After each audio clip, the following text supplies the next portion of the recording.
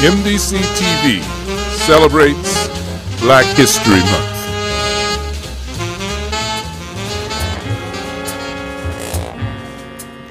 Remembering Charles Mingus. Nogales, Arizona. A crossroads for 1,000 years. A migratory path and trade route, whose scent of walnuts overpowers more ethereal smells of monks and Armacad conquistadors, sniffing out Cibola and her 7 golden cities, leaving in their wake of mold, a cloying sepulchral smell of crumbling mission adobe, the effluvia of Ignatius of Loyola and Dominic of France, or spectral Chiricahuas hunting, not buffalo, but fat gringo cattle, and more recently, the salt and urea, ash and albumins, mucus, flocks, and the peculiarly Chinese and English reek of Harriet Mingus's birth juices. Charles Mingus Jr., terrible, turbulent force of nature, announced himself with a violent birth and presaging fetal scream that echoed off the steep Sonora mountain ranges, obscuring the army camp overlaid on an inhospitable desert, telescoping the rest of his mother's life to a few short months, and foretelling the angry, self-parodic, incandescent, hypersexual persona, foretelling the scintillating music that was to come. For it was all about the music, and the music prepared the vessel, set the stage, set the life apart for its special use and purpose, made it holy, not the flagellating, spirit-numbing holiness of plain, down-home, half-Indian Mamie Carson, who flew into the breach left by his mother,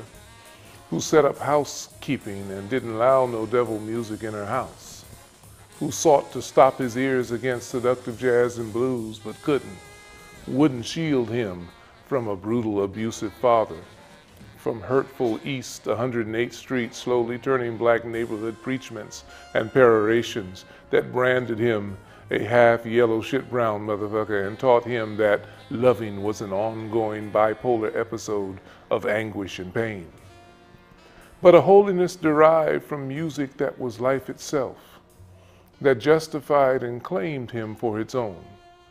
that invested in him sanctity, in musical act as well as in habit, and he in turn claimed it as his beginning and the end toward which he daily, unflinchingly reaching for the classical strains of Stravinsky, and later the cacophonic harmonies of Schoenberg, stealing forbidden radio sound bites of Ellington, and immersing in the baptismal waters of a rapturous Pentecostal prosody, in the sacred sexual undertones of a sanctified stride left hand, drawing him Nero his God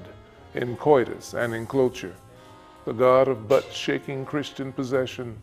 boiling like old Cabernet in a cauldron, reduced to thick syrupy compositions strained through the coarse sieve of his genius. And Mingus increased, touching the likes of Satchmo, Hamp, Norvo, taking much from them, leaving them with much more, getting hired, then fired by the Duke, flying high with Bird, Diz, Buzz, and Max, bickering with Miles until conflating his own disparate ideas, funneling them through ever-interchanging accomplished players into a cohesive improvisational machine, a compositional grist-turned-star mill, generating cataclysmic creative explosions, the accretion of genuine genius onto the surface of jazz, exposing bebop as a transient cul-de-sac, the growth of a massive talent that gravitationally attracted more talent, sucked it into a close binary of genius and madness where ideas proliferated, were violently nurtured and drawn out, where mania ruled the bandstand, kept time and trailblazed, tightening the underlying beat to allow rhythmic flexibility up top, filling the void between improvisation and orchestration, stirring up turbulent fervency, taking it up ever higher to ever higher emotional levels of peak experience and no bullshit soul bearing. The music filled his soul, his very cells, but could only feign to replace the progressive loss of nerve cells in that brain and spine that soon confined him to a wheelchair, unable to write his music down or compose at the keyboards. He sang his last music into a tape recorder. Neither ALS, perversity, nor being black in America could keep him from composing over the blues one last time, his faint failing voice issuing from a feathery adumbration of his life song, only hinting at the strength, beauty, and glory of his great soul. And then he left us, had the grace to slip away under a waning crescent moon in June in Cuernavaca, but not before arranging to have his ashes spread upon the Ganges,